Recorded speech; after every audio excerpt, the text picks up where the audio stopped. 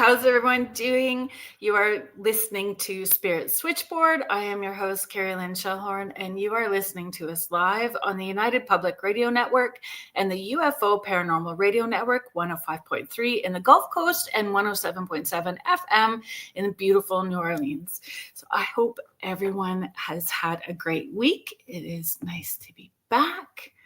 Sun is shining finally here. Hi, James. How are you doing?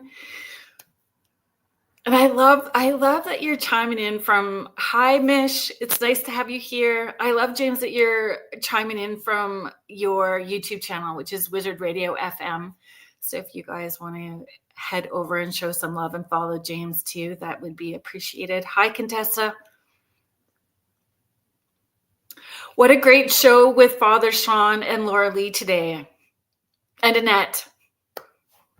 If you guys were watching, if you missed it, it's Father Sean's Paranormal Ministries. It's right before my show here. And they had fellow UPRN host. It was a very good show. And our beautiful Laura Lee Potvin from the Angel Rock on Mondays and the thing at the foot of the bed with David Hansel on Thursdays. You caught the last bit. Hi, Lois. Thank you for being here. Hi, Julie.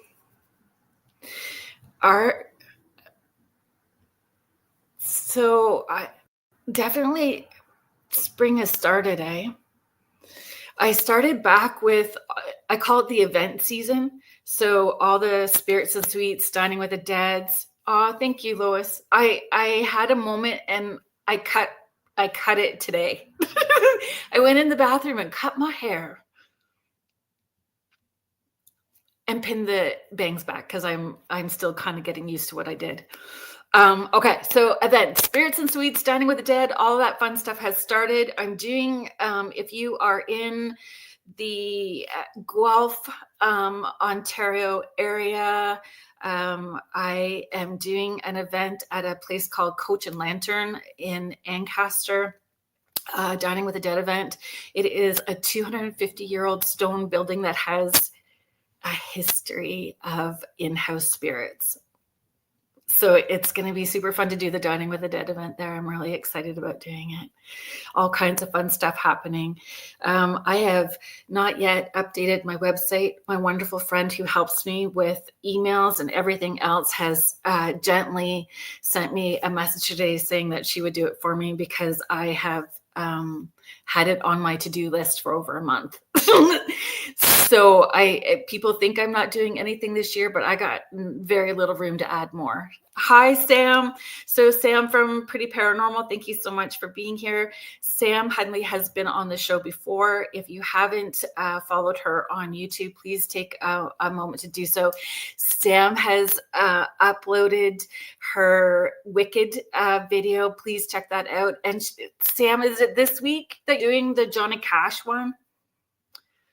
Your dinner with Johnny Cash? I saw that too. Please follow. It's amazing. She's also producing Bigfoot Banter with Richie B. On tomorrow night at 6, Richie and Wojo are going to go live outside with the podcast, and then they're going to do their boots on the ground investigation after. So head over there. Next week is Johnny Cash. Oh, the video on structures, Bigfoot structures. Fabulous. Hi, Joanne. Joanne, I just talked about the Coach and Lantern. I'm really excited. It's going to be a lot of fun. I'm going to bring some paranormal equipment for people to have on their tables. And then I'll still share and do gallery readings afterwards. So it'll be great. The newsletter, if you head to the website, it's just kerrilynshellhorn.com. If you are new here, thank you for being here. You're so welcome. You're welcome, Sam. If you head to the website, I have a newsletter. The newsletter, I honestly am so busy and too ADHD to do any more than once a month. So I send a newsletter at the beginning of the month. It has an intuitive tip. It gives you all of where I'm going to be. It doesn't list everywhere. It will list where there's still availability for tickets for events. A lot of the places that I work out of, the events have sold out for the year already. So I've tried to add some new things, new venues. So there's still some availability to be able to connect in person. And what else is on there? The list of Spirit Switchboard guests. So when I list the guests, I also send out a link where you can purchase their books, their websites, so you can check out who they are, so you can mark your calendars, read their books before they come on to the show, so you can connect in the conversation and engage in a different way as well too. Oh, Joanne, I'm I don't know, James, how popular I am. I'm just pretty normal, just pretty regular.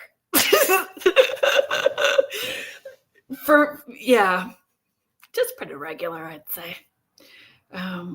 Events are fun though.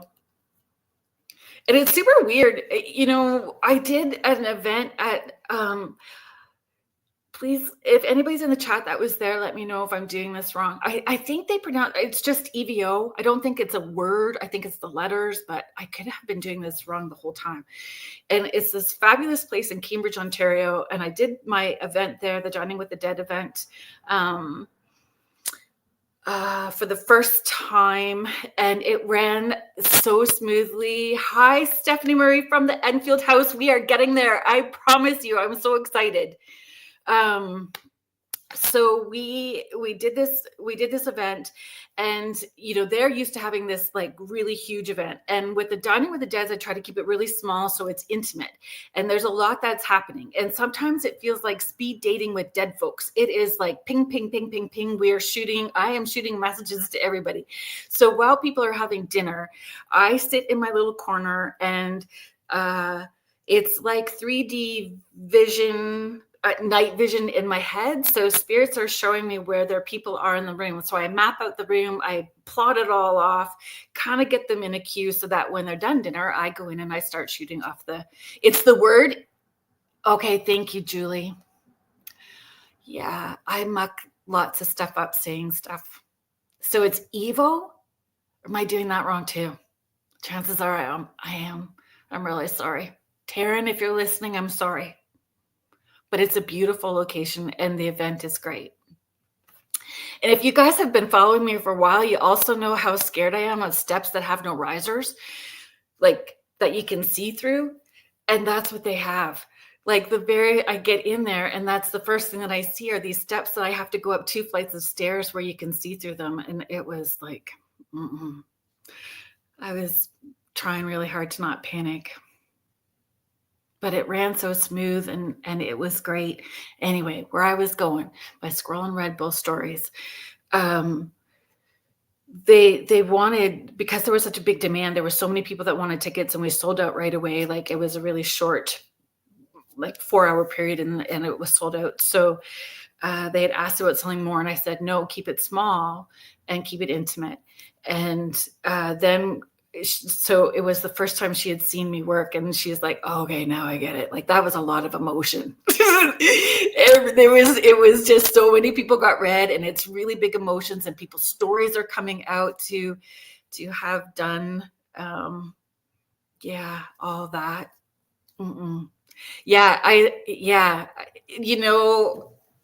Everybody saw my fear that was standing, because they didn't let anybody up yet into the event. So everybody that was there that was a ticket purchaser was watching me go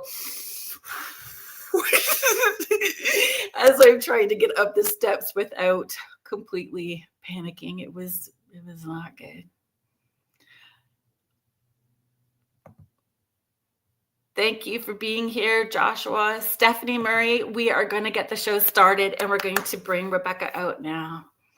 So let me just switch some things around here.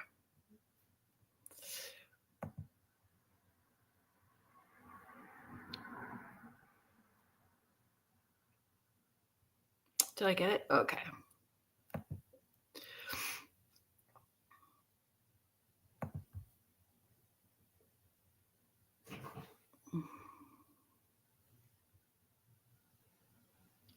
honestly. So I had this opportunity when we're talking about the crazy fear that I have. I had the opportunity to go to David Oman's house in Benedict Canyon, which is just a couple doors down from where the Sharon Tate and Manson thing happened, right? The unaliving that happened there. And got invited to go down, and in his home, he was actually on Paranormal Heart recently, so you can check that out. And if you go on YouTube, it is the one video of me being in that house, and I'm holding David's pants at his waist and his shirt, holding it, and using salty words and deep breathing and trying really hard to not cry. And it sounds horrible because I'm like, slow down, speed up, stop, no, faster. Because we're trying to maneuver it's 3 flights of stairs with no risers, with glass walls on each side that jut out over the canyon. And I'm like, please just leave me downstairs with all of the dead folks, because I would rather sit there for hours than have to do those stairs. So, yep, the only video footage that's available for people to see of my experience at David Oman's house, which was incredible. It's an incredible place to experience, is me doing those crazy steps. And you're all welcome now that I have shared that. Okay. Best-selling author.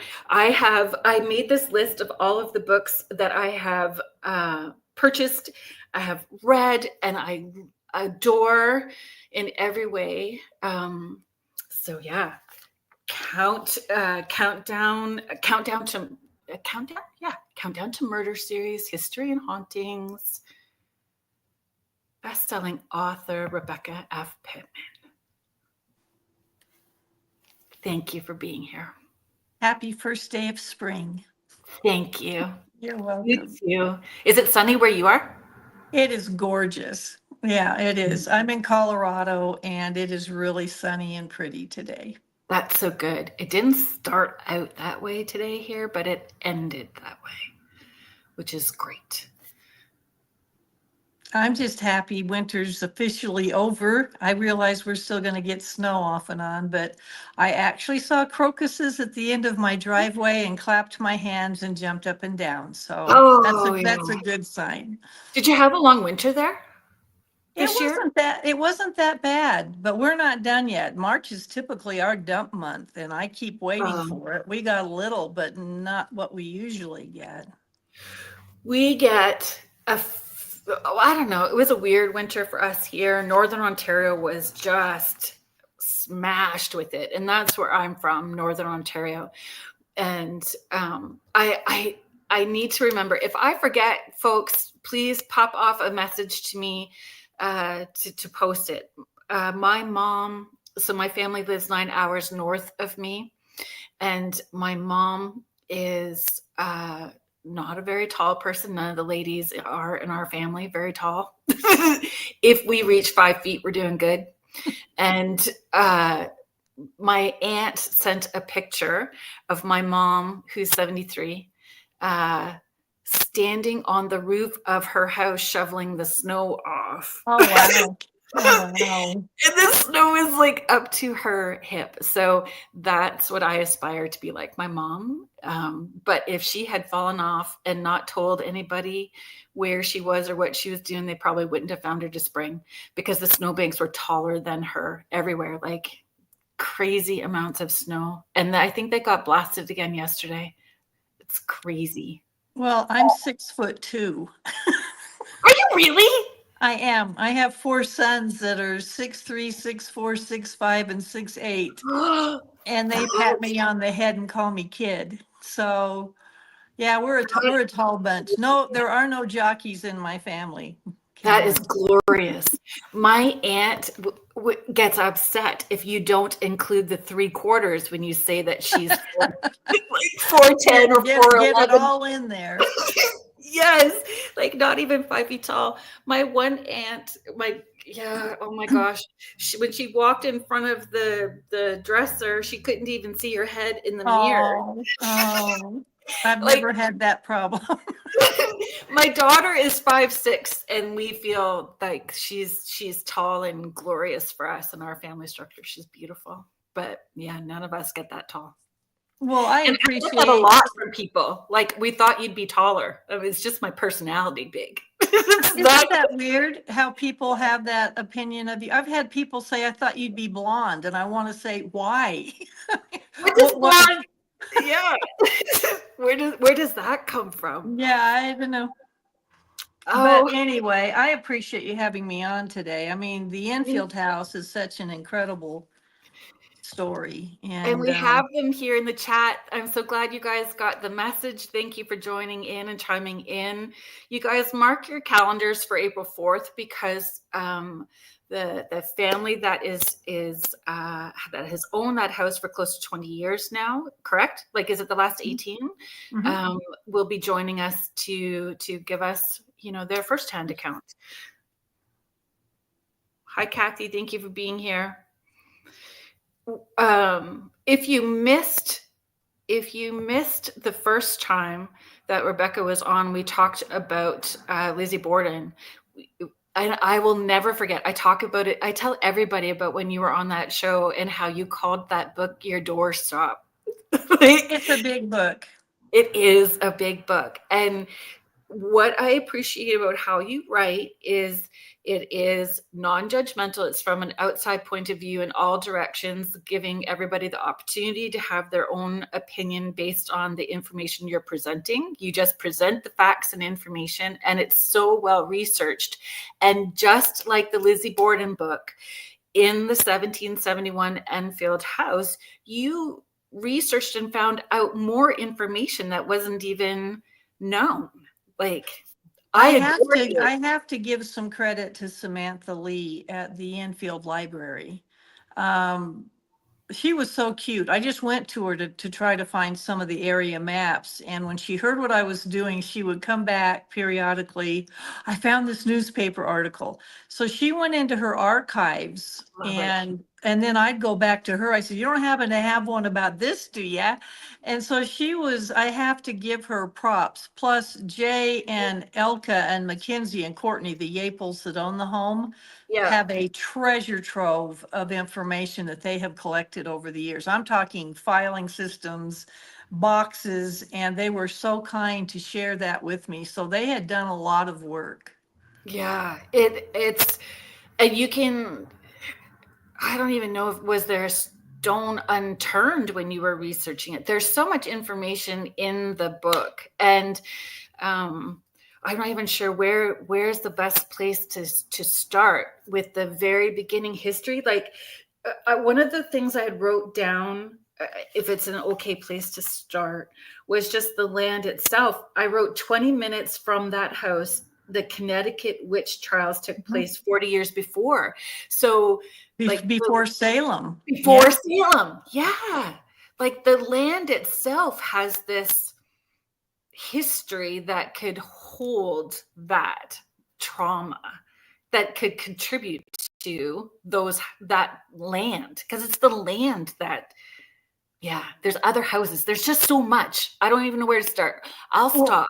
You start. No, the interesting thing is there's at least 12 interviews in the book from people who are firsthand witnesses at the home.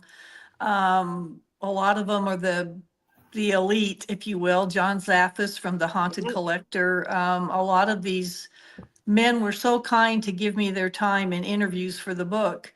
And they all said they thought the land had a lot to do with it. But this was an area that was seriously discovered.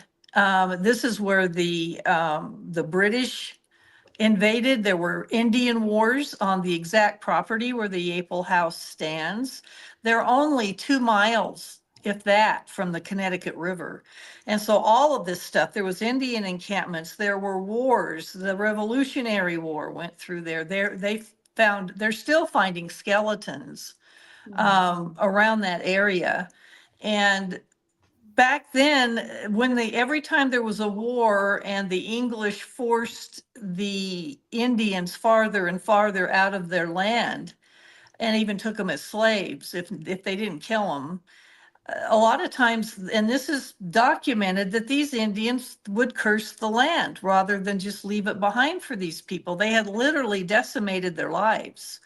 Yeah. And if you believe in Indian curses and things like that, it could have begun with that, but there was a lot of bloodshed in that area. And then the first settlers came over from the Salem colony and started building, and their houses were like one street over from where Jay's house is now. That's Yeah. how And old those it were is. His is one of the oldest houses in the area. and the people that coming over from Salem were Puritans, correct? So like that whole Correct. religious fervor that happened in that time period, adding to fear, because it was such a fear-based religion. Yeah, it was, and it was such a stranglehold. That's the best word I can think of. I mean, you've got somebody with this Puritan faith, and yet they've got people in the stockyard things. They're punishing them in front of everyone. They're shaming them. The whole thing that went on with Salem with the young girls being just, pressed down. Children were to be seen and not heard. They read the Bible all day or did chores, and they finally found an outlet for their teenage hormones, and all of this broke out with the Salem witch trial. They became superstars instead of these young girls who were almost subservient in their homes. And you weren't dancing and you weren't singing, and there was all this pent up emotion. But the Connecticut witch trials, and Thomas Gormley, who's one of the people I interview in the book, told me about that. He lives very close by, and they had more hangings than Salem did, more persecutions, and they were 40 years before Salem. And that was just literally less than 30 minutes from the Yapel home that we're talking about today. Yeah. It's, and then depending on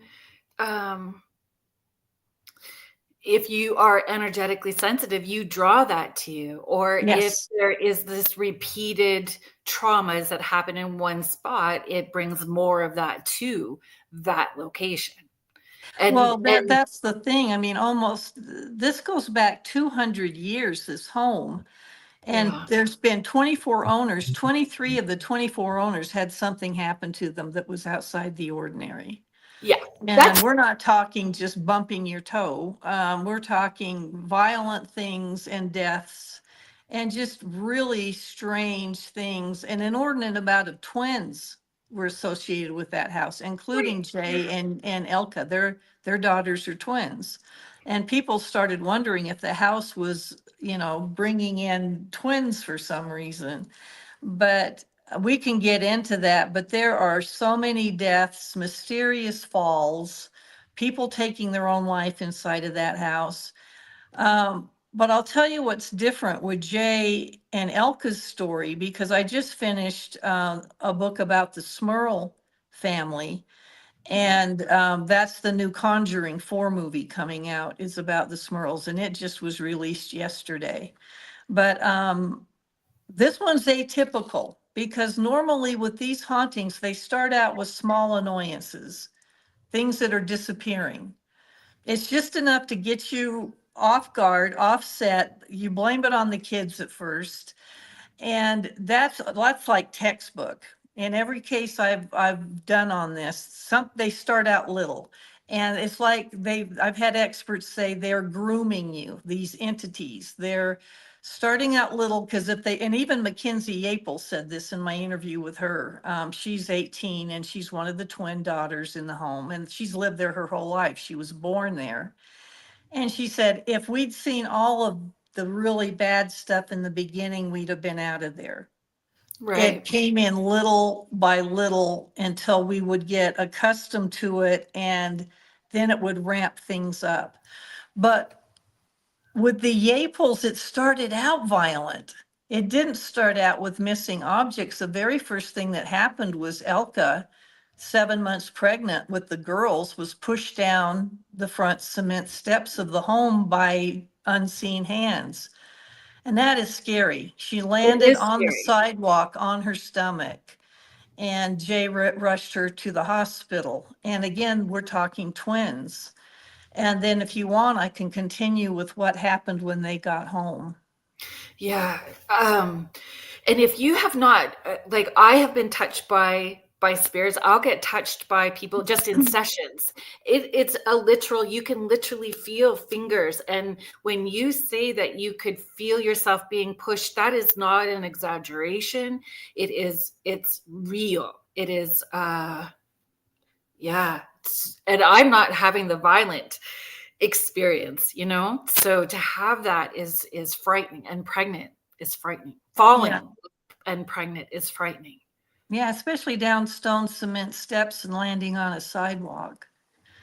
But do you Is it want the me to? response? Like, I mean, that's a bit, there would be so much emotional outburst in that moment, or in that, and does it feed? Do they feed off of that immediately?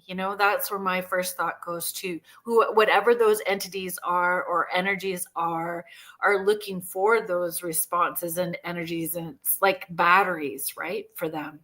They don't, from what I've been told from all of these experts I've talked to, is they really don't dwell in a home where there isn't fear and negativity. They have to have that energy. And so, yeah, I mean, so it started out already, and they didn't know the history of the house when they moved in. They didn't look into it for a while yet, and it was only after all this strange stuff started happening. So they didn't go in with any preconceived ideas. Yeah. And I know you guys are listening in the chat, so I'm going to save those questions for when you guys are on. I'm not going to ask the questions that I want to ask. We're going to keep those separate. I feel that we get pulled to locations for a certain reason as well too, whether we're aware of it in the moment or not. I think those reasons come to light later. But yeah, you can continue from that. The other thing that's different is the entity showed itself to them within a couple of months. And again, this is unusual from what my experience has been with things.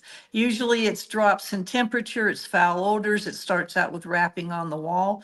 This thing came out with guns blazing when Elka got home from the hospital with the twins. Well, actually, this is after they got back from the hospital from the fall, and the doctor said, you've got to have bed rest now until the babies come, because that was close.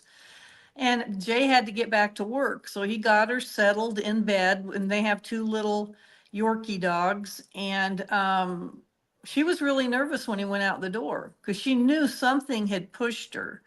But she's propped up in bed. She fell asleep for a little while, and she woke up because her little dogs were tearing all around the bed, just yipping, and they were just in a frenzy. And she went, be quiet, be quiet. She has a German accent. She's the sweetest thing. And she goes, what are you doing? What's wrong with you?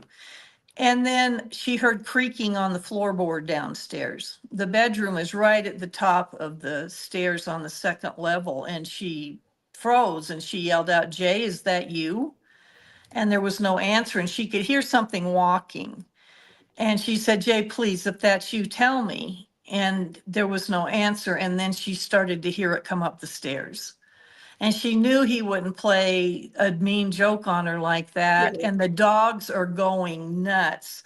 So she's looking, her eyes are fixed on that open doorway to the shadowed hallway up at the top of the stairs. And all of a sudden, this giant black dog with hackles up and bright red eyes and drool, dripping, snarling at her, slinks in through that open doorway.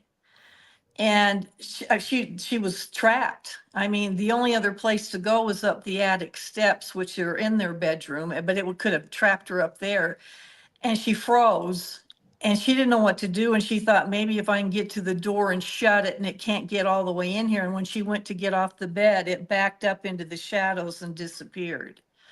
And so this thing let her see it right out of the gate. She called Jay. He came home, and as you can predict, there was nothing. He searched the whole house, and the door was locked. He locked it when he left. It was still locked. So the fact that this started out like that is unique. It really is. You in the book, in the back of the book, you have map, like a drawing of both floors of the house Right. as well too, so people are able to see that. Mhm. There's so, yeah.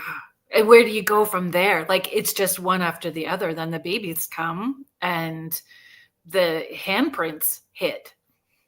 That was, to me, I'm a mom, and oh my gosh, and things had been going on and on until they finally decided to try to get help from some investigative teams. And this one team was there, and the twins were in their cribs in their little nursery, and they were asleep. And the investigators had kind of gone through the house, and they met back down at the kitchen table to go over notes, and they hear this bam from upstairs. And so Elka and the lead investigator go racing up the stairs. Jay was shortly behind them. And when they got to the little girl's room, the Winnie the Pooh lamp was laying way over in the middle of the room, way away from the table it was on. Glass even had shot out into the hallway, and there was blood all over the room, including bloody handprints. And the pictures in the book, Elka, they took pictures, and Elka was kind enough to let me use the photo. And the first thing they did was run to the babies, and their onesies had blood on it. And they hurried and stripped them and checked them, and there wasn't a scratch on them. And they had all these witnesses that saw this. Joe Frankie came running over, and he said, I don't know if it was blood or something that looked like blood, but it was everywhere. I mean, that's just chilling. It, yeah, frightening. It's frightening and frightening. Frightening is doesn't even wouldn't even, and we're not even experiencing it, or the ones that are there having that experience. And those fingerprints are like elongated, like Yeah, they are. they're elongated. It's not a regular handprint. It is, I don't know, like what you would imagine if you were or see in movies, right? Like if it was a demon handprint, that's what it looks like. Um, Well, yeah. Joe Frankie came in with his investigative team, and the girls by now they were about 1 year old. They could stand up and hold on to the crib. And one of his photographers went upstairs without him. The rest of the group was downstairs. The little girls were in their cribs. And all of a sudden, again, huge bam. And the photographer, she's a female, started yelling, help me, help me. And she had gone toward the bedroom, and Courtney is closest to the door, and she was bouncing up and down at the end of the crib holding on to it. And I guess she went to take a picture of Courtney, and something picked her up and threw her down the hallway, the photographer. And I guess she was a fairly good sized lady, 5'6", about 220, 230, and it threw her clear down the hallway. She hit the door jamb of Jay and Elka's room. But here's what's fascinating, Kerrilynn. Because they were doing an investigation, they had cameras set up in that room, static cameras that were rolling. And Joe showed me the film, and it's probably one of the biggest paranormal captures I've ever seen. You see Courtney jumping up and down, and then you hear this voice come out of her. Again, she's one, and it's a female voice, and it says, sit down. And you hear all of this on the video, and then Elka comes running in after it threw the photographer down. Elka is standing there facing the camera trying to get Courtney, and all of a sudden you hear a growl. And it's like it's down by Elka's ankles, and it is this guttural, beastly growl. And Elka goes, there's something growling in here.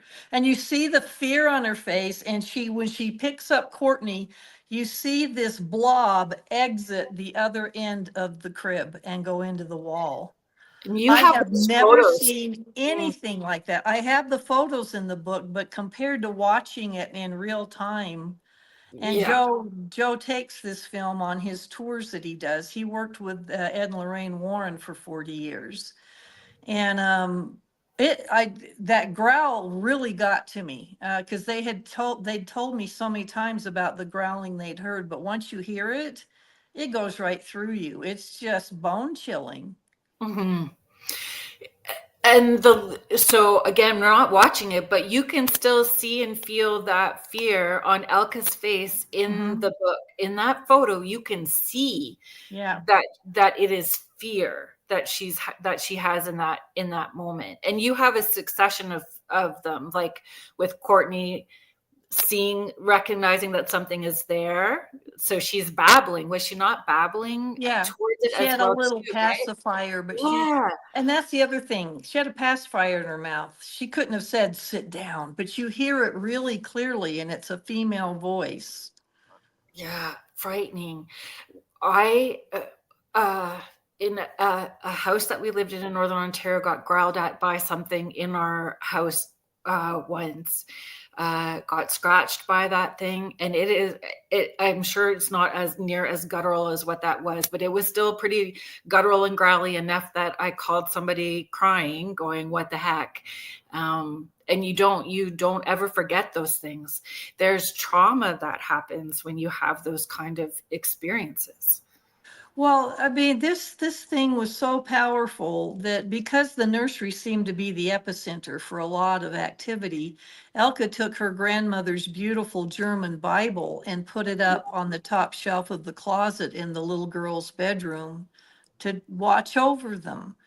And it was like a couple of hours later, they heard this loud thump and went in there, and this thing had literally shredded the Bible and thrown it all over the bedroom. So for something to not even be, to fear a Bible and rip it apart, they let me hold the Bible, and all of the shredded papers, they tucked them back into it.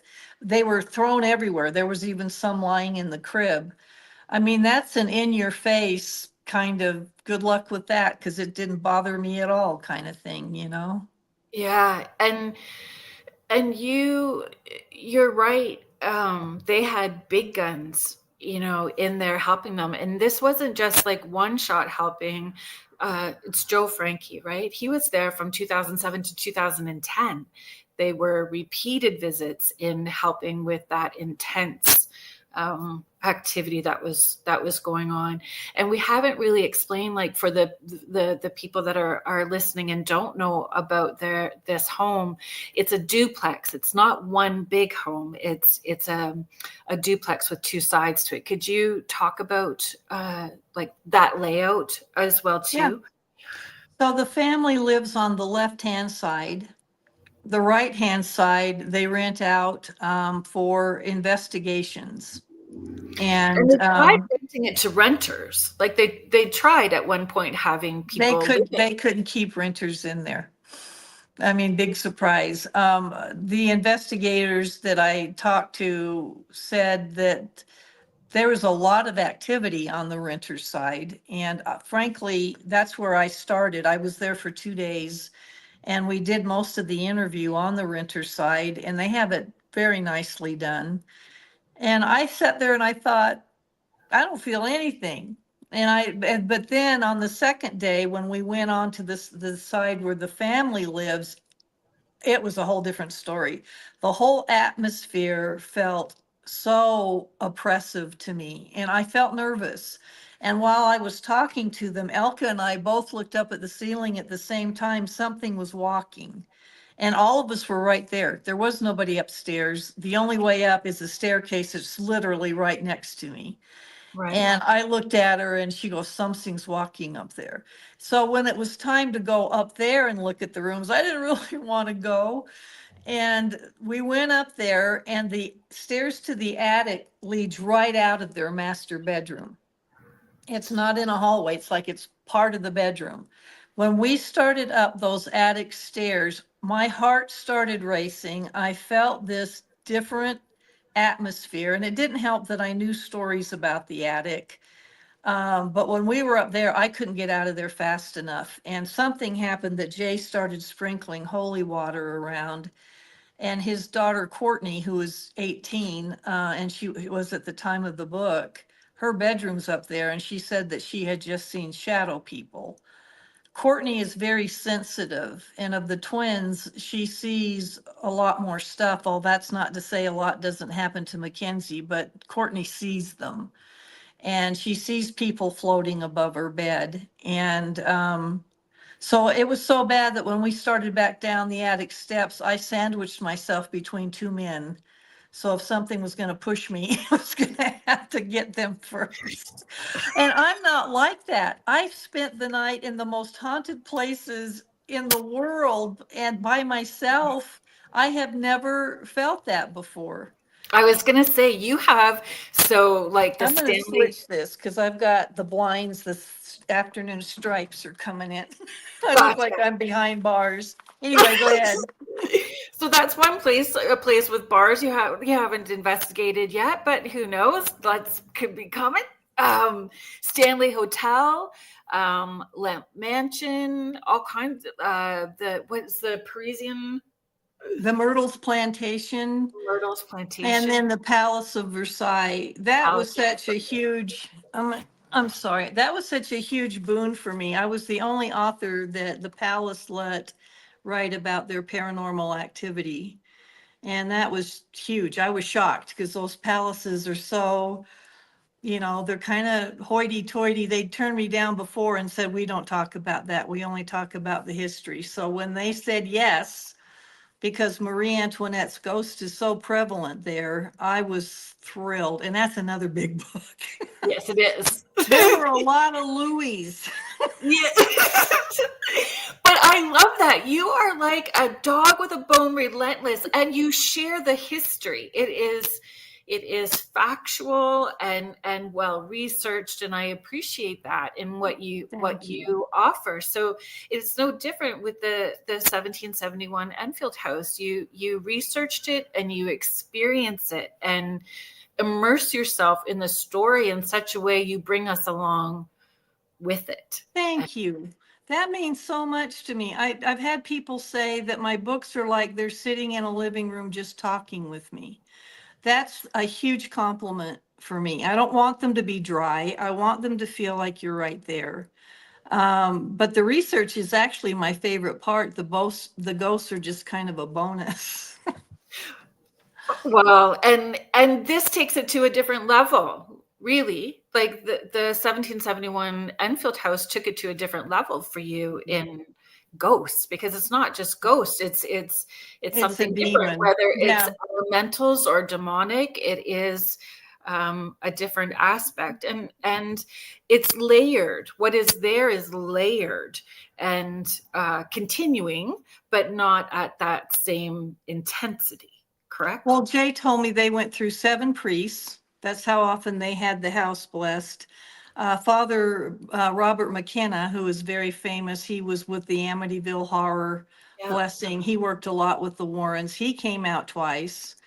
And then it was Jay Dodd and Neil Farley who finally came out and cleansed it in 2015.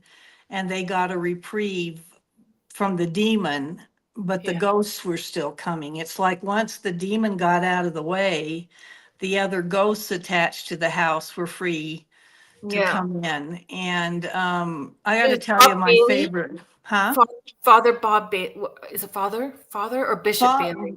Bishop Bailey also gave it a blessing, but it was at the end, it was Jay Dodd and Neil Farley that finally cleansed it. So or exorcised it. But I have to tell you my favorite one. Mackenzie told me this one. I called her the dripping lady because I'd never heard of this before. But their friends would come over, not as much anymore, and they didn't spend the night, which made me sad for these girls. Obviously, people were not thrilled to be there. But you'd be sitting there and suddenly water would drip down your face or onto your arm, and it would almost evaporate the minute it hit. And it's not coming from anywhere. There's no pipes in the ceiling right there. and it would drip on their friends. And a lot of people witnessed this. And then finally, one day, Courtney saw this teenage girl with long black hair in a white gown, soaking wet, floating above her bed in her bedroom. And so they're figuring that's where these water drops are coming from. In all of my research, I couldn't find anyone that, I know there was a well on the property. There was also the Connecticut River right there. I I don't was know if just gonna say, someone drowned. And then I thought about the Salem witch trials, because they would do what they called swimming the witch, which would dip them into water to see if they were a witch or not, which was the most bizarre thing. If you, water's the purest element. So if it repelled the witch and she couldn't sink, then they knew it was a witch. If you did sink, you're not a witch, but sometimes they didn't get them out fast enough and they drowned anyway. So it could have been a number of things, but this young girl, in fact, Mackenzie told me she still sees her. Even when I did the book last year, she still sees her. And then Courtney would hear that's a sad. party through the wall. I mean, she'd put her ear to the wall and hear a party from the 1940s. Yeah, I A lot remember of that. weird stuff. Yeah. And that's the layered part too, right? Mhm. It's the layered part. And the problem, I don't know, it's a problem is the right word, but when you're sensitive, it doesn't matter where you go, you could be picking up and not realizing that you're picking up and bringing home something Yes. either. So, you Yeah. know, Courtney said that she would go to other people's homes and see spirits there. She's just very sensitive. She would walk down the sidewalk and these people would walk past her and she'd turn around and look and they were gone. So she sees them quite a lot, but it is so many different things. I mean, I can't even get into half of the things that went on in that home. They continue to go on. There are hot spots in the house, but you can go and rent it and do an overnight investigation. They just told me today they're going to start doing history tours. They're revamping the website. I know they've got some live documentaries and investigations coming up. yeah, if you do follow like 1771 Enfield House on social media, they do have all that information there and their website. I just wanted to say hi people that are coming in. Hi Denise. Yes, people are still living there. Hi Michelle Wilfong. So Michelle Wilfong lives in a haunted apartment. If you follow her on TikTok, she's got videos that you can follow along with her journey there. My haunted apartment. I think I did that right. Michelle, you can correct me if I didn't. Sam, I know how much you love history. Honestly, you would. I know you will love Rebecca's books if you start to deep dive into them. What I found interesting when I started was the names, like the Enfield in the UK, Enfield here, and the Warrens being connected to both those stories in a fashion, and Prospect Place as well too. That's also another connection. Could you talk about some of that weirdness? It is odd. I mean, people who saw the Conjuring 2 movie will remember that that was the Enfield. It was in Enfield in London. And to have another home in another town called Enfield across the pond, if you will, is not only interesting, because that's not what I would call a normal name, Enfield. But then one of the books I'm going to be doing is about Amy Gilligan, and she's the one behind the Arsenic and Old Lace, if you remember that old play. But this woman was a prolific serial killer that murdered 60 people in her boarding house and 2 husbands. And she lives 30 minutes away. Well, not anymore. She's dead now, but her home is on Prospect Street, which is exactly what Jay's is. In fact, the house number's only a number or 2 off.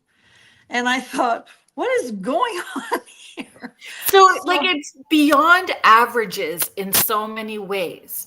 Like the weirdness attached to this house and the property with the experiences, the 24 out of 25 people and that had owned that house and what occurred with them. Weird. And twins. The twins, Yeah. weird. The names are weird.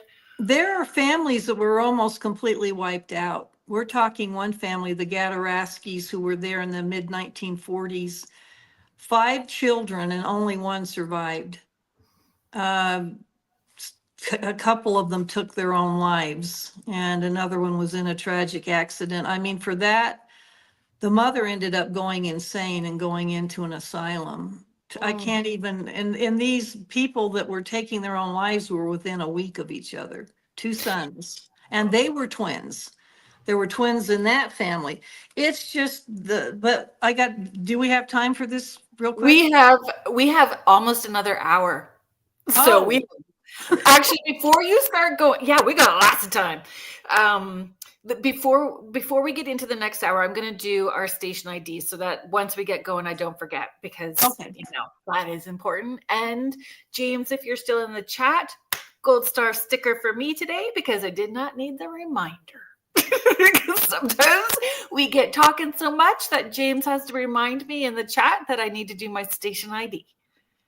Yeah, I wish I could figure out how to get rid of it, but all right.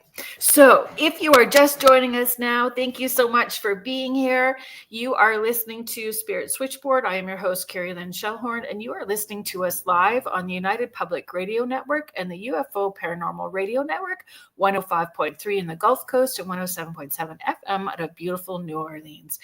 UPRN has so many shows, new shows coming in all the time, an amazing network of hosts. You can check out our website, uprntalkradio.com, to find out all about all those shows and hosts, and to access all of the archived shows as well too, so you don't miss anything.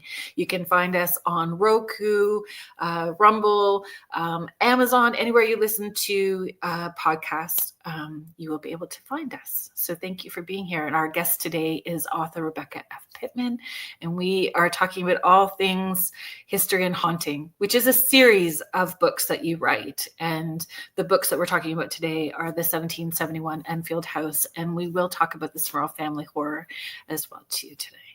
Thank you. You're so welcome. You're such I love having you. I love being here. You're just so genuine and warm, and I appreciate that you actually read the books and do your homework. It makes the interview so nice. Yeah, I had somebody on recently, and they said the same thing to me, and I enjoy my guests, and I enjoy reading what they have to offer. And I don't know, it just feels ingenuine if you have somebody on and you don't have a vested interest, or you're not reading. It just feels.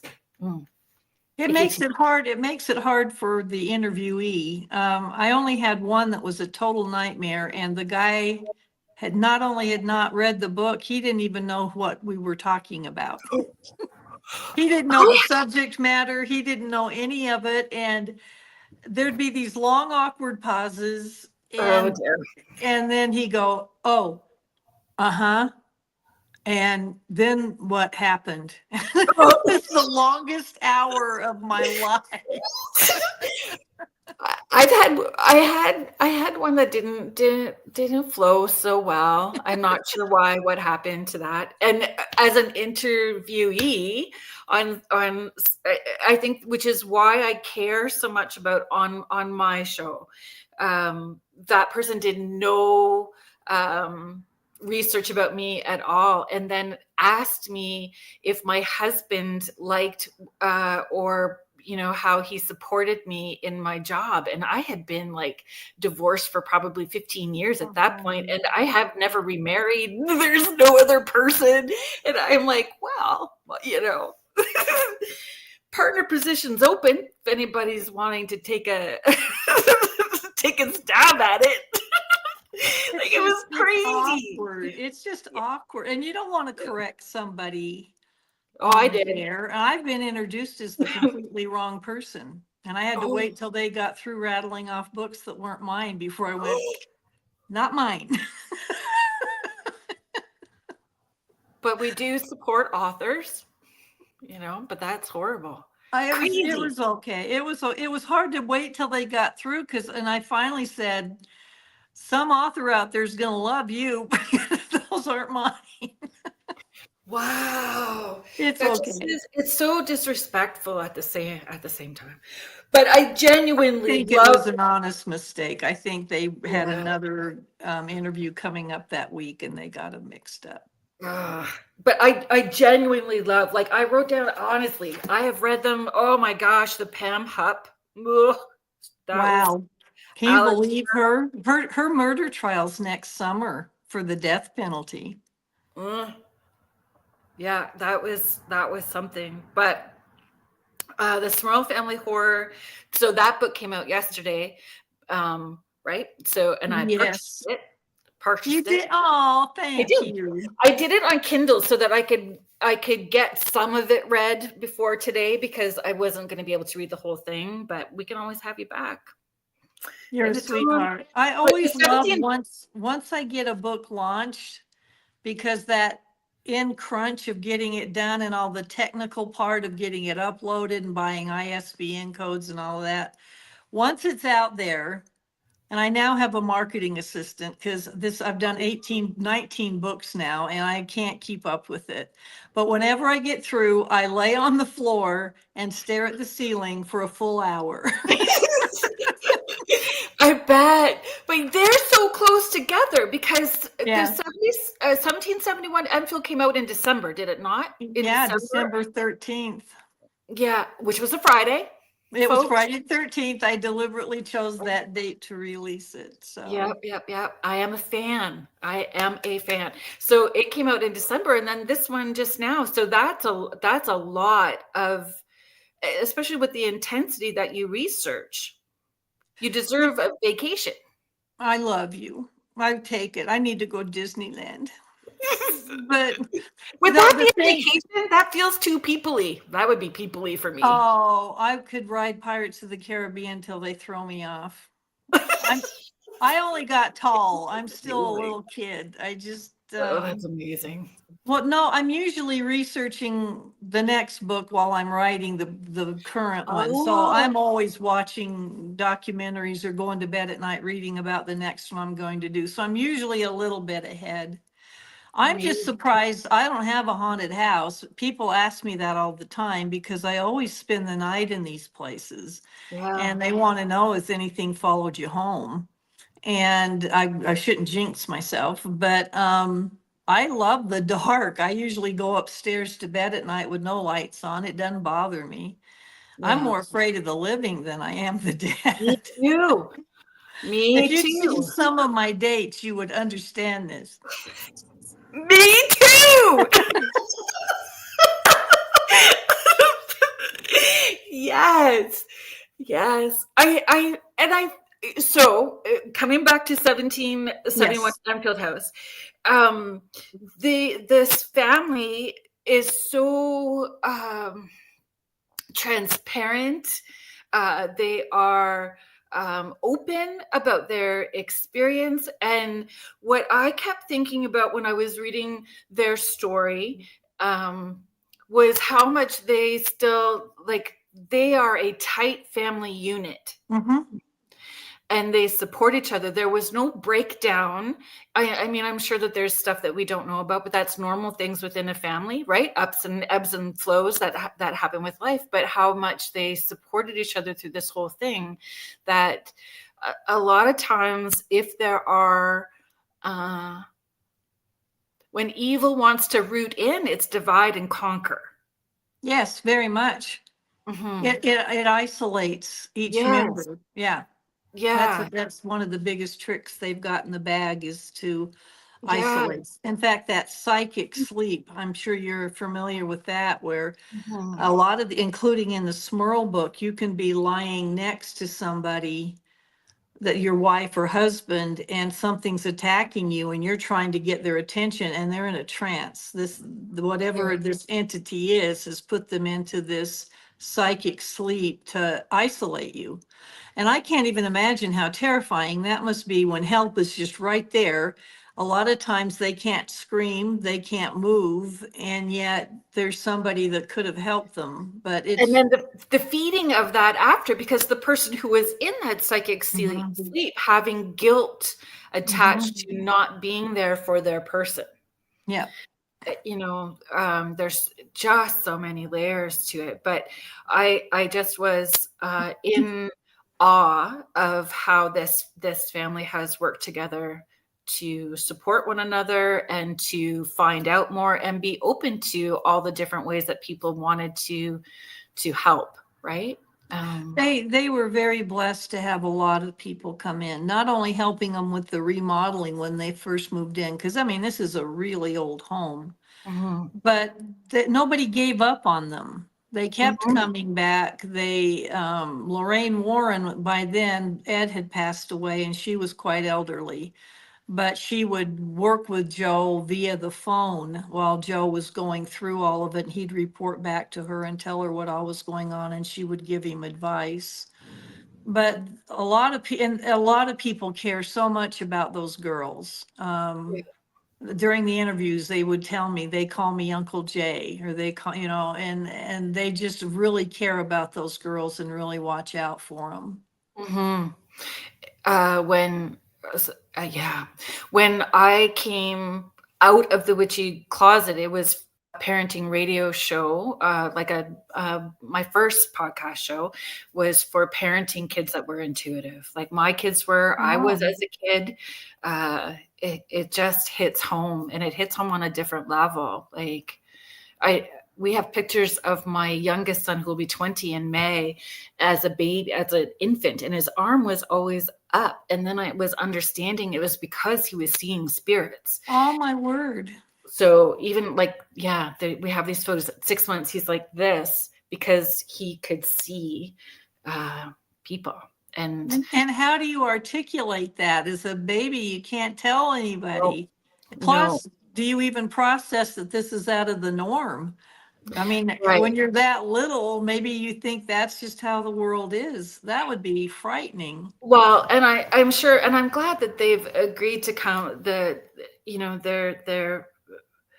they have agreed to come on to the show and talk about it, because it becomes normal when you're in the middle of it. Like when it's just your everyday. Like my kids say, it's our everyday. This is just our everyday. There's nothing out of the norm for us with these things, right? And that's, I'm sure, yeah, it's different. My mom had psychic ability, and I was always jealous that I didn't. Um, I think I'm an empath. I'm pretty sure I'm an empath, but I'm just too sentimental, and I can really feel people's emotions. And I have the strangest thing of strangers coming up and talking to me all the time. Hello, empath. In the middle of a crowded sidewalk, they pick me, including but little that kids. But that would work well working as an author and looking for those stories that people would feel comfortable in sharing Yeah. details with you. It And always surprises me though. My sons, when they're with me, they'll just crack up. We were in Estes Park where the Stanley Hotel is, and in tourist season, it is wall to wall to wall people. For people who don't know what it is, it's a tourist town. You hear the word park and you think it's a park. It's a tourist town. It's gorgeous up there. It's the gateway to the Rocky Mountains. But I'm talking elbow to elbow people, all these tourist shops and restaurants. This little girl comes out of nowhere, picks me out, comes up and says, "Do you want to see my new shoes?" I said, "Yes." I said, "Ooh, they light up." She goes, "I know." And then this older woman came up and showed me the quilt material she just bought. oh, And my son's just cracking up. He goes, "What is it with you?" I said, "Maybe it's because I'm so tall and they can see me over the crowd. I don't know." it's just a vibe. They know where to go, where it's safe. I don't know what it is, but I'll take it. I love it. So But I was going to tell you, like what we're talking about now about the family being so adjusted. Mackenzie is just so grounded, the daughter and one of the twins, and she runs a business out of the home. She makes her own T-shirts and everything for the Enfield House. So she uses the master bedroom on the renter's side, and there's been a lot of people there that have talked about the haunted closet in that room. And the weird thing that happened for me, and then I'll get back to Mackenzie, is that when I went to see the house, and Jay was showing me around, I glanced into that room. He was showing me a different one, but as we went past the master bedroom, I looked in there, and there's dolls in there, and there was this little tiny chair, and the doll was in the chair. And then he showed me a different room, and when we finally went into that one, the chair had moved in front of the dresser with the doll, and you could see the space on the wall where the chair had been. And I wanted to get pictures of the rooms for the book, and I thought, I'm not going to say anything. I said, can I put the chair back over here to take a picture? And he looked real funny. There was a look on his face. He goes, well, yeah, that's where it goes. I said, okay. But anyway, so Mackenzie, and this is an amazing story. This is how acclimated they've become to this. So she'll work on things in that room with the Cricut, that makes heat presses and everything for t-shirts until sometimes 2 and 3 in the morning. Because that's when she has some quiet time. She said they will let me know, the spirits, when it's their turn to have the room back, because it's like they consider that renter side to be theirs. I said, how do they let you know? And she goes, it starts with banging in the closet door on the inside and scratching noises. And sometimes I'll be almost done and I'll go, just give me 10 more minutes. And I'm going, oh my gosh. Most of us would be screaming, but she's so used to it and they've never heard her. And she'll go, just 10 more minutes, I'm almost done. And they'll get louder and louder until she'll go, fine, I'm done. But that's how accustomed they are to the stuff going on there every day. It amazes me. Yeah, it reminded me of Andrea Perrin, right? So Right. she wrote her 2 books, House of Lightness, or I actually think it's She 3 wrote books. 3. Yeah, Yeah, it's they're 3. huge. They are. I've read them all. So House of Lightness, House of Darkness, and we have to remember that there's more than just these very terrifying events. Like there's birthdays and celebrations. There's love that also happens in this house. It's not, like there's a family that's there that has other experiences too, right? So they're in amongst all of that. There's this part to them as well, right? Well, and Mackenzie brought up a good point. She said back then, because again, this house is 200 years old. People lived and died in their homes back then. They weren't as mobile as we are today and moving all over the place. And if it was winter and you died, they would very often bury you in the basement until spring or summer when they could then go properly bury you because the ground was frozen and everything. A lot of people believe there are bones buried in the basement. In fact, one of the things that happened in the home in the night, was it 19, let me look at my note real quick. 1930s, where are you? Yeah, 1929 was Charles Camparetto, and he was a gangster. And he lived in the home with his wife Rosa and their kids. And he was having an open affair with this woman that lived right down the street. And I guess he'd already I don't know if he and Rosa were a common law marriage or if they were ever really even married. But the night before this incident happened, she wanted the house put in her name. So according to even Charles' son, who was still alive and talked to Jay about what happened later, he made it clear he was leaving the next day to go get Josephine down the street, who was also married, and they were going to run away together. So Rosa had him put the house, the Yapel home, in her name. So the next day they're having lunch. Charles pushes away from the lunch table, gets up, and he's going to go down the street to Josephine's house. He walks in. Her husband was actually one of his best friends. They all worked at the same plant, the carpet mill. And I guess she called it off. And so he took out a knife and stabbed her several times. And then he stabbed her husband and shot him. And the 9-year-old daughter witnessed it all and went running out of the house and ran to the neighbors screaming. And Rosa lived for 3 more days. They got her to the hospital, not Rosa, Josephine. They got her to the hospital and she relayed the whole story before she passed away. Her husband, Angelo, died on the spot. And then Charles took out the gun and I believe he went home and shot himself at home, except 2 newspaper articles said that he actually shot himself right there at their home. It's a little confusing the way it's written, but I went to, Jay took me out to their gravestones and it shows that both Angelo and Charles died on the exact same day. So it all matches, and Josephine died a few days later. So there's a blood stain in the living room on the side that the Apel family lives on in the house that they cannot get out of the floor. And it was in front of where the fireplace was at the time. So it's a big stain. It's almost in the shape of a torso. And I think that it's possible if he did shoot himself at their home, which was again down the street. Back then, a lot of times they would carry you home and lay you on the dining room table. And then the family had to make funeral arrangements for you. And so it could be that they just brought him home and laid him on the floor, and that's might have been where the blood came from. But right in that same area, when Jay was remodeling and they took some drywall down, there were satanic writings on the wall from Mhm. way back. There was a drawing of a devil, there were pentagrams, it said Satan. And the fact that it had been walled over and was on old wallpaper, it had been there a while. So it looks to me like somebody down the road was worshiping Satan or doing something that might have pulled something in as well.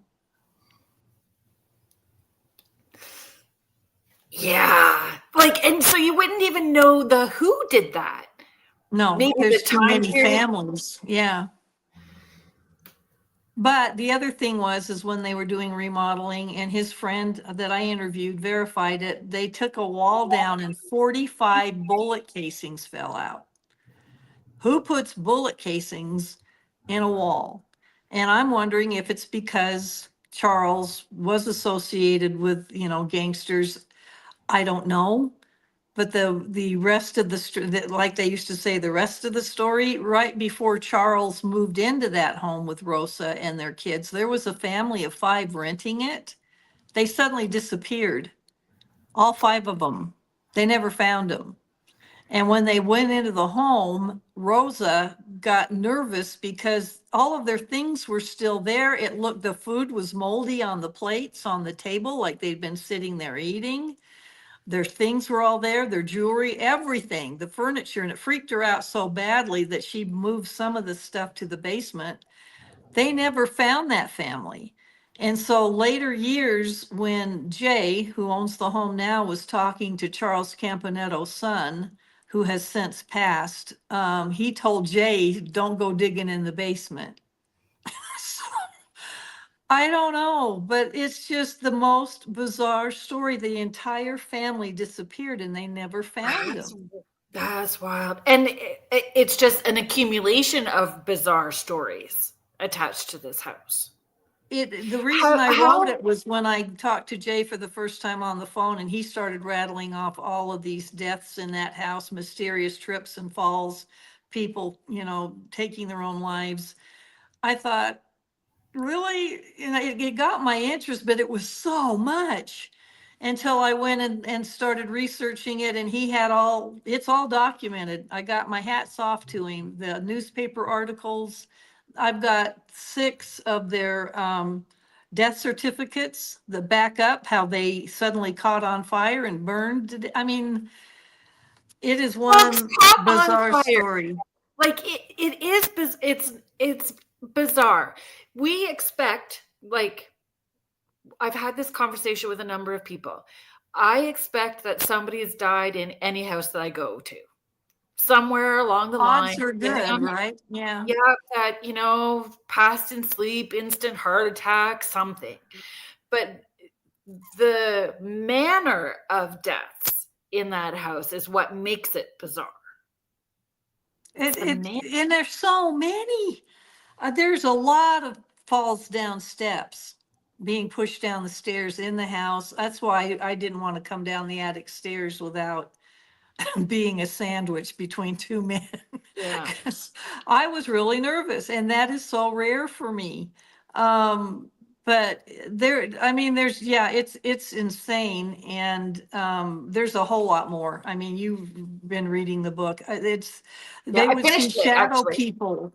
I mean, the girls are seeing shadow people walk down the hallway and go through the wall into the other side of the duplex, like it's Well, nothing. that doesn't surprise me because I mean, the wall's not going to stop energy from going from one place to the other. Like they're just going to roam. They're going to roam. It's interesting to me that how they coexist with Mackenzie in that space for her to be able to work out of. I find that fascinating that because you can coexist with spirits. So there's a level of respect from them to her in order for her to utilize that space for herself, right? Like it's They're still getting scratched once in a while. After yeah, the book came out, Elkus showed me some new scratches that Courtney had right here and stuff. But that's not nearly the level that it, had been until 2015. But what everybody warned them about was it can come back, and it can come back with friends. And you've got to really be careful about when investigators are renting out the other half of the house and they're over there saying, show me a sign, and using a Ouija board or something, you can bring something right back in again. And that makes me nervous, but they yeah. And take I a just lot want of to precautions. I might upset you with what I'm about to say, but we can have a conversation about it if I do. It's not just Ouija boards. Like, I just don't want to keep pinning things onto a Ouija board because it could be an app on your phone that you're using, anything Yes. that you're using to open up a door to connect dimensionally with something else is an invitation. Your If words you're can be, actively inviting it, you're absolutely right. You can just do it yeah, with words. You don't have to have a yeah. spirit board. Yeah. So, I mean, I think the energy that's attached to a spirit board, depending on where you're at as well too, because it's fear. And if you do not understand how to close the door or how to shut that down, have somebody with you that does. Otherwise, don't do it. I was really surprised when I was researching the Lizzie Borden house in Massachusetts that there was a Ouija board behind the couch where Andrew was murdered. And I don't know. I don't understand why you would want to have that there, Right. but I'm an avid user of one. That you may shock. are? Yes, I am. Yes, ma'am. Ooh. So, and the board that I have, my son brought that board, the wood home from his work. I know the person who engraved it, know where it came from, the history attached, like it was made purposely for me. Um, I think that, yeah, it was my grandparents that came through the first time. Wow. Well, you know what you're doing though. Exactly. And like I said, I have been scratched by and growled, that guttural growl and scratched, and I wasn't using anything at that point in time. It was something different. I'm very careful about asking for permission if I take it somewhere, if it feels like it's an okay place to bring the board to use somewhere, but I don't bring it everywhere that I go, and it's asking for permission. And you're right. And it's not just, it's about the girls, if they are sensitive and extra sensitive, being mindful of who they allow in the space, because they'll be the first people affected too, right? If they are Mhm. energetically sensitive and what those people are bringing in. Mhm. And it changes the dynamics. Like, and I found that at David Oman's house too. The people that come in to investigate are bringing, like, I bring my team of people, so I have my belief system and who my guides are and my family that watches over me. We're bringing those people with us. Your people would be with you at the Yaple House. Like, uh, I don't know. It becomes a mixed bag of energies if you're not mindful of that. Well, a lot of people, including Jay, thinks that he's very sensitive too. He had I things think so earlier. too. So I think he's a catalyst there. But we were talking about coincidences. The Smurl book that I just finished is a duplex. Is it really? Yep. Interesting. And the Enfield House is a row house in the UK, is it not? Was it not part of a row house? So The other it's, one, yeah. Yeah. yeah, yeah. That's Interesting. the one with Janet and her Hodgkins, I think. That's the one that was the Conjuring 2 movie where she levitated and a lot of stuff happened in their Yeah. home. But I yeah, don't it was know a much row about house. The Smurl family. I didn't know anything about them. Well, So that was it's news to the me too. Well, story so was, behind, I'm sorry. sorry.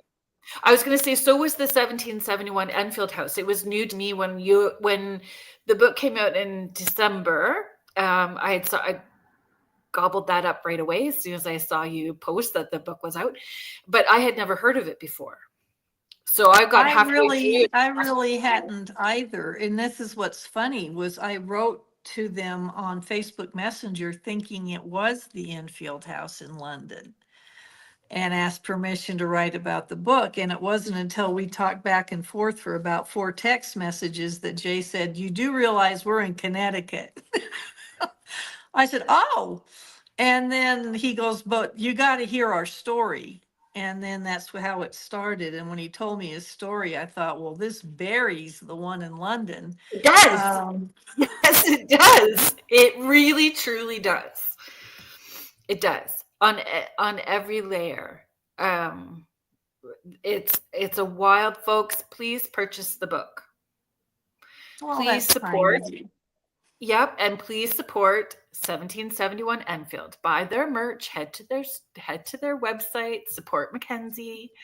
Please give them a shout out. Follow them on Facebook. And if you've got an investigative team or just it's you and your friend, you can rent and they're actually their prices, I was surprised how reasonable they are.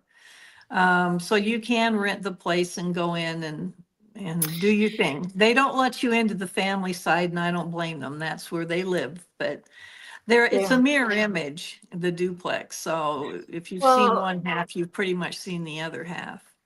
I would think too, like they hear those there's activity that happens that shakes the whole house. So if activity Mhm. is happening on one side, it's happening on the other at the same time. Yeah. And their backyard is like the photos are so beautiful. Like they created a sanctuary in the backyard. When people, in the Smurls, the book that just came out, it's interesting the similarities because these families are always asked, why didn't you just move? Because the Smurls endured theirs for 15 years. But these people have taken over these older homes and sunk all their money into them, remodeled them, made them their own. Jay was huge about making the landscaping look beautiful.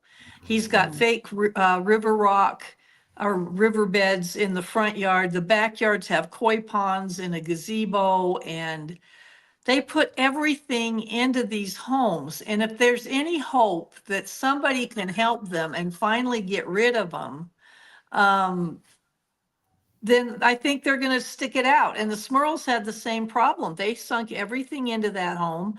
They'd already been flooded out during the biggest flood in Pennsylvania history and had to move into the duplex with with Jack's older parents on one side and them on the other. It's not that easy. If you don't have the money to just pick up and move again, and then who's going to want the house if you've already made headlines that there's a demon in there? And moving doesn't mean that the activity ends. When you No, it move, followed him. It followed him. yes, yes. So, and just being sensitive, you're going to have that follow you no matter where you go, let alone like the ones that have attached themselves to you. So they're gonna follow along too.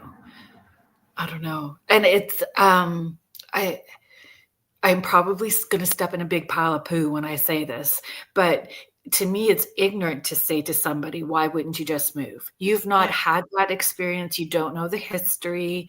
You're not privy to all of the information to have that sort of judgment. And we can hold compassion for people without agreeing with the choice. Well, absolutely. Plus, they'd already borne it out. It followed them camping. Several times, they just to get out of there. They packed up the family. They had four girls, again a set of twins. This is just so weird. And then their elderly parents, and they would go camping, and every time it followed them. It banged all over the metal camper. They saw the hooded figure sitting at the picnic table at night. They would see these other images, and so they already knew it was going to follow them. And Ed and Lorraine Warren worked very closely with them. That's why this is the story behind the new Conjuring 4 movie coming out in September. And they warned them, and they said, well, you just proved it. Even if you move, it's probably going to follow you. Let's Yeah. keep working on it. Let's do another exorcism. And they did finally move, and it did follow them. Yeah, that's sad and frightening. With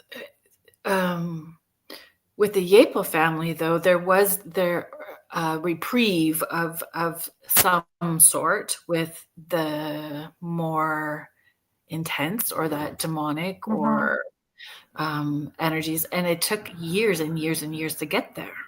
Yeah, like he said, 7 priests and 3 exorcisms. So, yeah, the fact that they just kept trying, the only difference between them and the Smurls was the Smurls went public.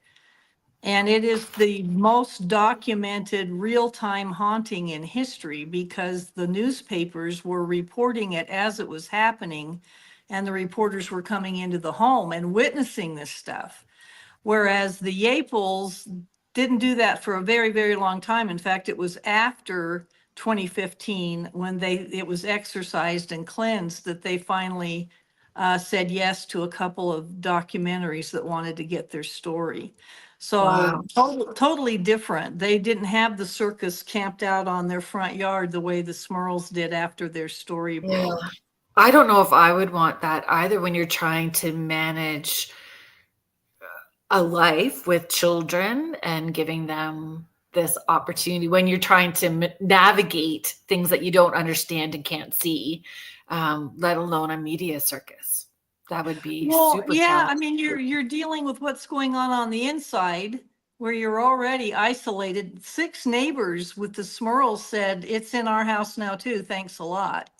Bangings, odors.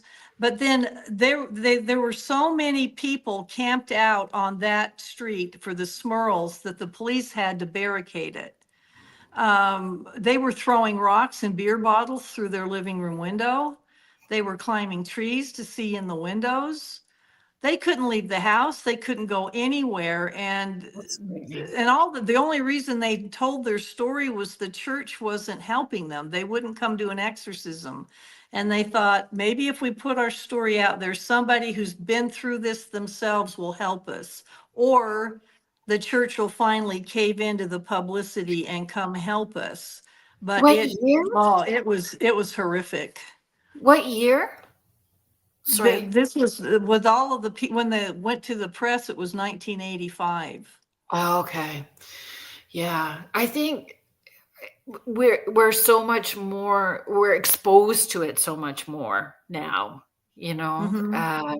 with the television shows and paranormal investigations and the people that have YouTube channels. It's more acceptable, but that invasive entitlement that some people feel they have is intrusive and debilitating for a family. So I yeah, we're don't just think they keeping knew this it up. would get to that heights, but yeah, it was pretty bad. Thank you for chiming in and hanging out with us tonight. So I'm not sure if it's Mackenzie, Jay, Elka, all of you. Oh, Exactly, are we they did for the on? girls. Yeah, they're on. When Hey they started going to guys. school, changed the whole story. We wanted them to have a normal life and normal for you guys. Like that's what my kids will say too. My kids will say what was normal for us in our house and the conversations and the experiences that we had were normal for us. So as normal as we can give them and normal for us. And we do They're want our kids. Yeah. they're wonderful parents. Oh, good. Yeah, They you can are. tell. And Except Elka's such a sweetheart. Every time we would start an interview, she'd come out with all these baked goods because she's from Germany and had all. I mean, I gained 5 pounds during the interview. I'd be up for that. My grandma was German, and that cooking and baking is amazing. I just don't get the dolls, though. You know, mhm, mhm. Yeah, I think Dolls. what? Oh, if that's Jay, Jay, what's the name of your? Is it Bobby? Is Bobby your favorite doll that you've got there? I think it's Bobby. The dolls, I don't know. Tony is just sharing back then people thought you were nuts. Well, still there are still people that feel that way, but more back then for sure. Henry, he's saying it's Henry. It's Henry? Oh, I thought it was Bobby. You have a lot of dolls, Jay. One of them was talking to one of the investigators, which is freaky. It didn't have a voice box, and this doll just started talking. Crazy. And I know that they have, it was around Christmas, I think. Jay, you can correct me if I'm saying this wrong or sharing the wrong information. They had investigators out that had a lot of activity that they were going to be sharing some of that video on their on their Facebook page, on their public page on Facebook. So you guys can check that out if you're interested as well too. I think they had another big one this month. Elka, it's not crazy. I just don't understand. I don't know. So one of the places that I stayed at, I was out of town for an event and doing sessions, and I walked into the room where I was supposed to be staying, and there was a Raggedy Ann doll right there, and I'm like, no, I covered it with a towel for the whole time so that I didn't have to look at it. There's a Raggedy Ann doll of all things. No, thank you. So they come back in and their dolls are covered up with towels. Yep, I'm okay with that. Yeah, I can appreciate that. I don't know what it is. I know because I watched Poltergeist and then the clown did it for me as a kid. What is he saying? My girls don't what? I missed My that. girls don't like them either. The dolls, Oh, okay. Elka. Um, I just like creepy dolls, but I'm a She gnome. makes she makes these amazing gnome dolls and sells them. They're absolutely stunning, the detail on them. Amazing. They're not creepy, they're gorgeous. So I bought, um, not that I'm turning into like the haunted collector like John Zaffis, but I had purchased a couple of dolls that were allegedly haunted, and maybe they are. They're sitting right beside me, but I don't feed energy into them. You know, Okay. I don't feed energy into them, so they sit on the shelf, and every once in a while I'll say "Good morning, girls" or "Good night, girls," and we've not had any issue with I've them. got my office. I've got a lot of stuff in there that I'm sure people think are weird. I've got moss from where they hung the Salem witches from the site that they found. I've got brick dust from Lizzie Borden's basement. I've got all of this stuff. but I collect bobblehead dolls, and Tesla is one of my favorite people. And I came upstairs once, and I had just bought the bobblehead doll of Nikola Tesla. And I told you I like to go to bed in the dark. I don't turn the lights on. I Yeah. climbed up the stairs, and there's this green orb glowing at my desk at the top of the stairs, and I freaked out and turned the light on, and it's his light bulb that the bobblehead doll's holding. It's glow in the dark. That's funny. That is I funny. hadn't seen it before. Yeah, I just unboxed it, but I just so wow, that was a little bit of a spooky one. But anyway. That is funny. Okay, I need to be mindful of where we're at. Coming back full circle. Um, how long did you research? Like how long was that research or staying at the house from start to finish for this investigation for this book? For With the the Smurls? 1771 Enfield. Yeah. Oh, No, for no. Enfield? Yep. I knew I was going to go out there last May, so I started phone calls with Jay the month before that. And so it started then. I already started to watch all the documentaries I could find on it. Then we went out there in May, interviewed them, and then I came back. We had a lot of follow-up phone calls, and then I interviewed 12 of the investigative teams, John Zaffis and all of them. So I spent the whole rest of the year working on it, and then it came out last December, December 13th. Yeah, December So 13th. almost a whole year. Because I think my first time talking to Jay may have been February or March. But Lizzie Borden took me 5 years. So it just depends on the subject. Well, and I would think it's a rabbit hole too. It must have, like when you have some new discovery or one layer takes you to the next piece, like I would think it would take as long as it takes, right? Depending Well, on where the absolutely. information's taking you to. Well, Lizzie Borden had 4 trials. So I read 5,000 pages of trial transcripts for that book, and I read them 3 times through, and the police reports and the witness reports. But that Tony, book is still one of my favorites. I I tell everybody about the Lizzie Borden book. I tell everybody about you, period, to be honest. I love you. Thank you.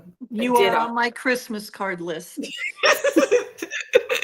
I don't need to be, but the heads up of a new book coming and you coming back to visit, that would be great on Spirit Switchboard. Tony, thank you so much for grabbing both the books. I know that you will not be disappointed at Oh, all. thank you, Tony. You are I on would my also Christmas card list. I would also encourage the Lemp Mansion. I would also Oh, thank encourage that you. one too. I mean, they're all good, but Lemp Mansion in particular too. Um, I, I, my list is long of the ones that I've purchased and read, but for sure the Enfield was just you really can't put Enfield down because it's just like, holy cow, this story is incredible. It's just one weirdness like that. You can't make that stuff up. Weird. Well, they're very unique. I've never heard of somebody being able to hear a 1940s party going on through the wall with the old music, and the Courtney could hear these people talking, and she said, and she was only 6, and she said, Mhm, "Daddy, they said they're going to come over here and kill us." I mean, mhm. and then Jay put his ear to the wall, and he heard the old time piano music and freaked out and pulled her away from the wall. And So the there's kids a don't lie. lot. Kids don't lie. When kids are having those outside of the box experiences, um, we have to believe them. Even if we as the adults are not having that same experience, they're having a truthful experience and we need to support them. What is so weird about that, and you were right when we talked about it from the beginning, is that intensity happened immediately. That intensity of interaction and you're in my space now happened Yes. immediately with them. And that's crazy. Well, one of the strangest ones was Courtney was 2 years old, and Elka was potty training her, and she had a little toilet. and she started saying Bobby, and I'm not allowed to say that word anymore, but it's the word you use when you kill yourself. Yep. I'm So alive. it starts with an S. So she kept, and she's 2 years old, and she's going, Bobby, that word, Bobby, that, and Elka's going, what? And they had Barbie dolls. She goes, are you talking about your Barbie doll? She goes, no, Bobby, back there. There was a barn. There used to be a barn behind the house. And she stood up on her little toilet and cocked her head like it was broken and swayed like she was hanging. And it turns, when I did the research for the book, that was one of the Gadaraski children in the 1940s that actually one of them went out to the barn and hung himself. And she's 2 years old. And Elka goes, she didn't even know that word. And then Yeah. later they found the twins, again, still very little, playing in their room, talking to an imaginary friend named Bobby. So that's just really spooky stuff. But she was only 2 years old. There's no way she could. In fact, Elka and Jay didn't even know yet. They hadn't researched the house yet. Yeah, and that's when, and because there's so much history that they wouldn't know with a 200-year-old house, right? Like when my kids were little and saying that they were seeing things or seeing people at the time that I wasn't seeing, I laid out pictures of family at different ages, right? Like, can you point out who you saw? It's not like Jay and Right. Elka could do that for their girls because the history is so it's 200 years. Yeah, and it spread to the houses around them. People seeing ghosts, people that were mysterious deaths. So it wasn't just them, it spread to and the thing that's interesting is the houses that it spread to were the houses on the original land when it was one huge farm plot. So something Right. happened on that land, and I it's I agree. fascinating. And I think it's layered. I think Yeah. it's from it's just layers and layers and layers that will never be able to be fully cleared, right? So I don't think so. Jay's the Yappa family. He's still so Bobby still comes through the spirit box. I got told. That's incredible. wow. Tony Sullivan is saying you're welcome. It scared the heck out of me, folks. Buy the books, and is also sharing. I only read during the day. Oh, well, also the book is being sold at the Yapel home, so they'll autograph it for you, and they have the book there too. So I don't. I think it's Mackenzie. Is it Mackenzie coming on with you guys? Mackenzie, Elka, and Jay are coming on April 4th. So mark your calendars because they will be coming on to share their experiences. They have sent some pictures for us as well too. So we'll be able to share some of their photos that they have. The books, Rebecca F. Pittman Books. .com, so you can find all of the books and you don't just do true crime or history and haunting. You have other books as well too, and other genres. The list of books that you have coming out is quite long, actually. Yeah, I get bored. No, I'm doing novels. My first one, When Shadows Walk, came out last fall, and it's being called Agatha Christie Meets Paranormal. So Yeah, I love that. I'm doing the Diamond Peacock Club and the Puzzle Box, and those will be novels. But that's all at the website. It's RebeccaFPittmanBooks.com. And I'm loving writing novels because I don't have to go out and do all the interviewing and all of the hard stuff. I can just pull it out of my warped little mind. I love it. I love it. Thank you so much for sharing. Thank you. I love energy, being and on space. your show. Thank you. Thank you. It's an open door invitation. If you've got something coming out and you want to come on, you just let me know and we'll make it happen. And Thank you. thank you. And Oh, thank you, Tony, for purchasing the books. I appreciate it. Please leave reviews on Amazon. They really do help me. Do they? Oh, a lot. Wow. Hey. Okay. I will do that. I make sure. I know that I post when I send out my newsletter once a month. Like I always add the guests where they can purchase the books or their website. I did post Thank you. The connection to the 1771 Enfield Thank link you. on as well too. So that's super important. Sam is sharing, Rebecca, you are inspirational. I'm trying to attempt my own book and it's challenging. So big respect to you, for you, for writing what you have. And Well, good luck, Sam. Hang in there. It gets easier. I'm so glad that you guys were able to hang out in the chat and be able to participate. And I'm really looking forward to having all of you guys on April 4th.